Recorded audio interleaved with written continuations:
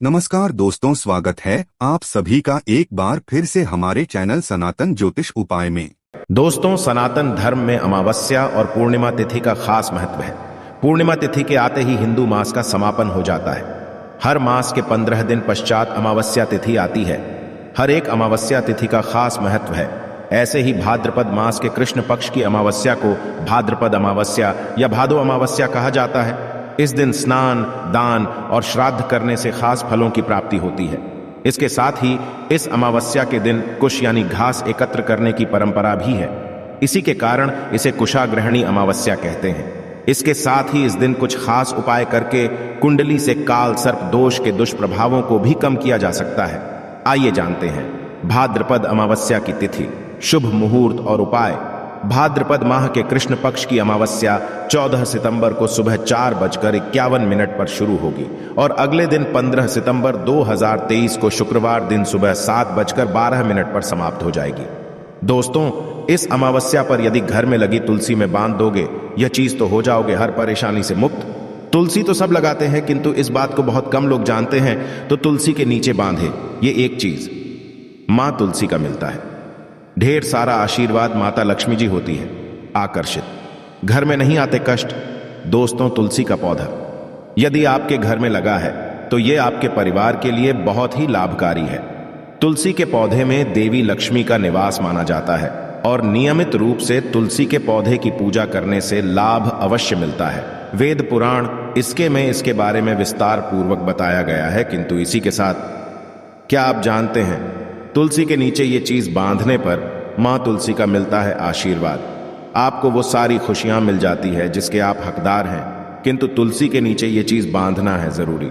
आगे बढ़ने से पहले आपसे रिक्वेस्ट करते हैं कि वीडियो को लाइक जरूर करिएगा, दोस्तों को शेयर कर दीजिएगा और यदि आपने अभी तक चैनल को सब्सक्राइब नहीं किया है तो चैनल को सब्सक्राइब करके बेल आइकॉन जरूर दबाएगा।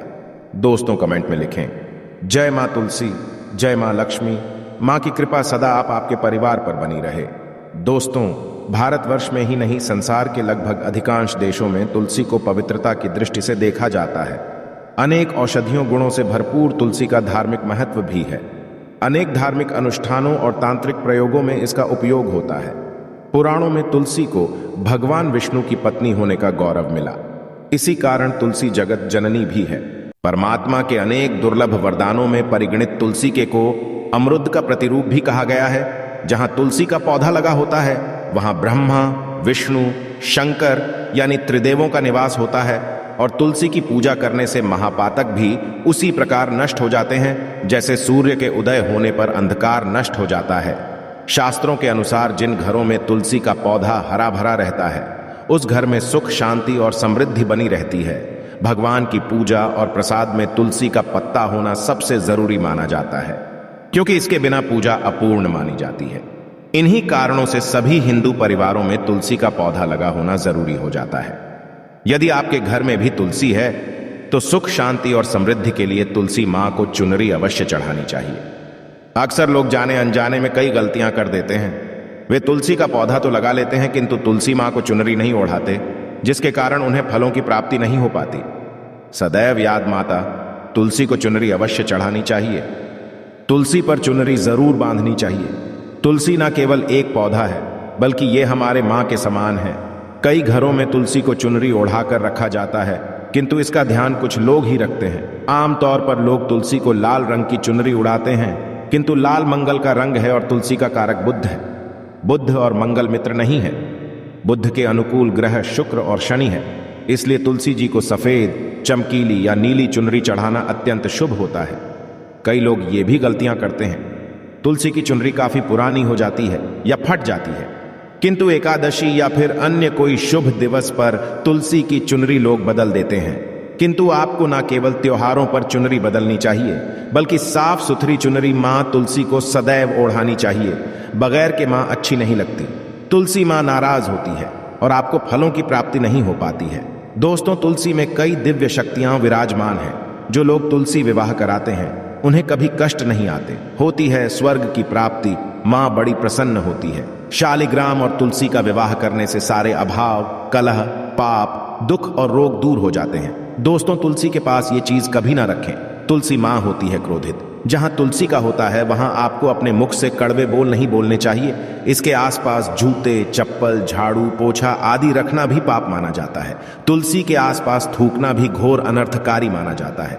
तुलसी के पास जल से भरा हुआ पात्र कभी नहीं रखना चाहिए। साथ ही तुलसी में दीपक जलाने के पश्चात दीपक को वहां से हटा देना चाहिए, क्योंकि तुलसी के नीचे बुझा हुआ दीपक रखना अशुभ माना गया है।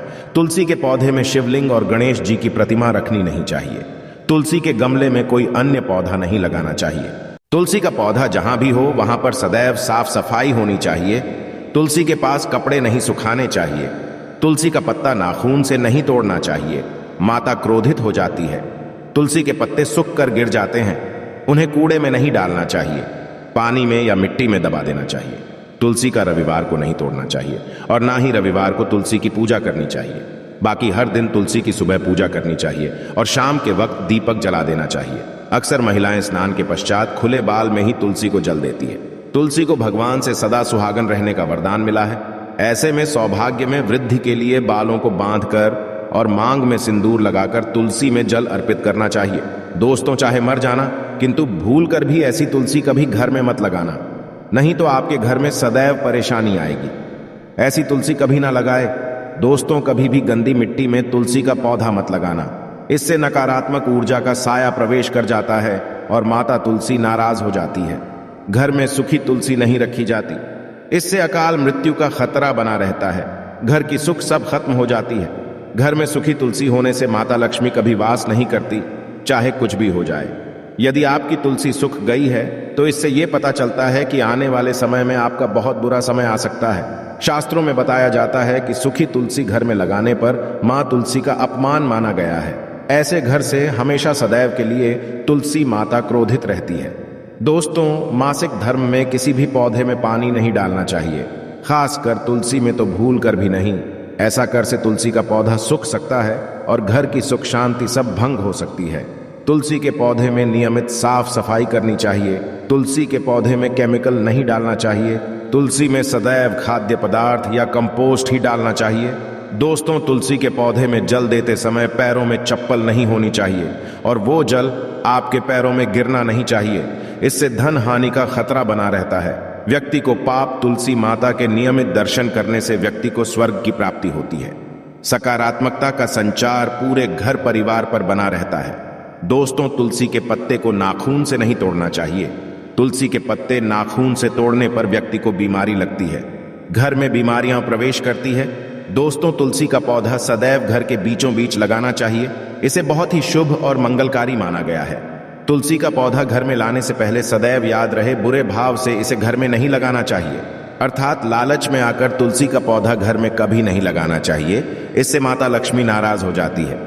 दोस्तों, यदि आपके घर में एक से ज्यादा तुलसी के पौधे निकल आए तो आप अपने पड़ोसियों में से किसी को दे सकते हैं। शास्त्रों में कहा जाता है कि एक से ज्यादा तुलसी जब घर में निकल आती है तो वो बहुत ही शुभ माना गया है। ये साक्षात लक्ष्मी के आने का संकेत माना जाता है। देवी लक्ष्मी आपसे बहुत खुश है। तुलसी के पौधों को विषम संख्या में रखना चाहिए, जैसे 3, 5, 7 आदि। तुलसी में कभी शिवलिंग को नहीं रखना चाहिए। गणेश की प्रतिमा भी तुलसी में नहीं रखनी चाहिए, इससे उल्टा घर में विनाश होता है। नियमित तुलसी में दीपक जलाने से कई करोड़ों पुण्य व्यक्ति को प्राप्त हो जाते हैं और व्यक्ति स्वर्ग की प्राप्ति कर लेता है। दोस्तों, है घोर अनर्थ। ऐसे पौधे लगाकर मां तुलसी नाराज हो जाती है। घर में तुलसी के पास इन पौधों को कभी नहीं लगाना चाहिए। ये पौधे अशुभ होने के साथ साथ पूरे घर का विनाश भी करते हैं। मां तुलसी होती है क्रोधित। आज ही इन पौधों को घर से बाहर करें। दोस्तों, यकीन माने हम आपको शास्त्रों के अनुसार बता रहे हैं कि वो पौधा कोई और नहीं बल्कि नागफनी का पौधा है। जी हाँ, नागफनी का पौधा तो आपने जरूर देखा होगा। आपको बता दें, आप ऐसे कई घरों को देख सकते हैं जहां पर नागफनी का पौधा कभी नहीं होता है, क्योंकि ये पौधा नकारात्मक ऊर्जा का संचार करता है। पुराणों में बताया जाता है कि जो पौधा हरी भरी कलियों की उत्पत्ति ना करके कांटे की उत्पत्ति करता हो, जिसमें पत्तियां ना के बराबर हो, ऐसे पौधों को घर में कभी नहीं लगाना चाहिए। खास तौर से बताया जाता है कि किसी भी धार्मिक स्थल पर नागफनी का पौधा नहीं लगाना चाहिए। खा बात जब तुलसी के पौधे की आती है तो घर में कभी भी तुलसी के पास नागफनी का पौधा कभी नहीं लगाना चाहिए। ये नकारात्मक ऊर्जा का संचार बहुत तेजी से करता है। माता तुलसी के साथ साथ मां लक्ष्मी भी ऐसे घर में वास नहीं करती। जहां पर नागफनी का पौधा होता है। इसलिए आज ही अपने घर से इन पौधों को बाहर कर दें। ये पौधा अशांति फैलाने के साथ साथ भूत प्रेत आत्माओं को भी आकर्षित करता है। ये बुरी शक्तियों प्रतीक माना जाता है। दोस्तों, शास्त्रों में बताया जाता है कि यदि माता तुलसी के साथ साथ माँ लक्ष्मी की कृपा भी जो व्यक्ति पाना चाहता है तो तुलसी के पौधे के पास केले का पौधा जरूर लगाना चाहिए। इसे सर्वश्रेष्ठ और मंगलकारी माना जाता है। इससे माँ लक्ष्मी के साथ साथ विष्णु की कृपा भी मिलती है। माँ लक्ष्मी बहुत प्रसन्न होती है। दोस्तों, जिस घर के तुलसी में ये एक चीज नहीं रखी जाती तो उस घर से लक्ष्मी कोसों दूर रहती है। साथ ही तुलसी होती है क्रोधित, और आप कोई भी कार्य करोगे कभी सफल नहीं होगा। दोस्तों, तुलसी का पौधा घर में है तो उसके साथ शालिग्राम को जरूर रखें, वरना बुरा समय आपको घेर सकता है। शालिग्राम भगवान विष्णु का निराकार रूप माना जाता है। ये काले रंग का पत्थर होता है जिसे विलक्षण और मूल्यवान माना जाता है। इसे बहुत सहेज कर रखना चाहिए। मान्यता है कि इसमें अल्प मात्रा में स्वर्ण भी होता है। शालिग्राम के पत्थर नेपाल में बहने वाली गंडकी नदी में पाए जाते हैं, और जिस घर में तुलसी के साथ शालिग्राम को रखा जाता है उस घर में विष्णु के साथ साथ लक्ष्मी जी की कृपा भी बनी रहती है। धन दौलत की कमी बिल्कुल भी नहीं होती। खुशी उस घर में अपना बसेरा बना लेती है। शास्त्रों में साफ साफ लिखा है, जिस घर में शालिग्राम रखा होता है वहां पर सकारात्मक ऊर्जा का भंडार होता है। साथ ही घर में कोई भी व्यक्ति बीमारी से पीड़ित नहीं होता। तरक्की आपके चुनती है। पुराणों में यहां तक कहा गया है कि जिस घर में शालिग्राम है वो घर समस्त तीर्थों से भी श्रेष्ठ है। इनके दर्शन और पूजन से समस्त भोगों का सुख मिलता है। स्वयंभू होने के कारण इनके प्राण प्रतिष्ठा की आवश्यकता नहीं होती। यदि इसे घर में तुलसी के पौधे के नीचे रखकर पूजा की जाती है तो घर में भगवान विष्णु और महालक्ष्मी का वास हो जाता है। ऐसे घर में पैसों से संबंधित कोई समस्या नहीं रहती। मृत के समय इनके चरणामृत का जल प्राशन करने वाला व्यक्ति सभी पापों से मुक्ति पा लेता है। वो विष्णु लोक को चला जाता है। ये चरणामृत औषधि के समान होता है। जो इसका सेवन करता है उसका पुनर्जन्म नहीं होता। चरणामृत ग्रहण करने के पश्चात बहुत से लोग सिर पर से हाथ फेरते हैं, किंतु शास्त्रीय मतानुसार ऐसा नहीं करना चाहिए। इससे नकारात्मक प्रभाव बढ़ता है।